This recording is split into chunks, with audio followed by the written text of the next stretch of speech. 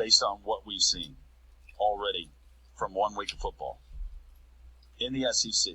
Who is that team? Are we referencing, so if they won, they have to lose, or just how they appear to be, like how we sort of view them going backwards a little bit? Not just going backwards. Not if they won or lost, but just the fact of them going backwards from what you saw in week 1.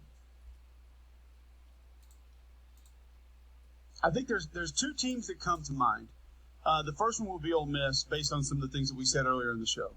Just that I don't think they're going to get many possessions in that game because I don't think Ole Miss can slow Kentucky's run game down. I think Kentucky will dominate time of possession.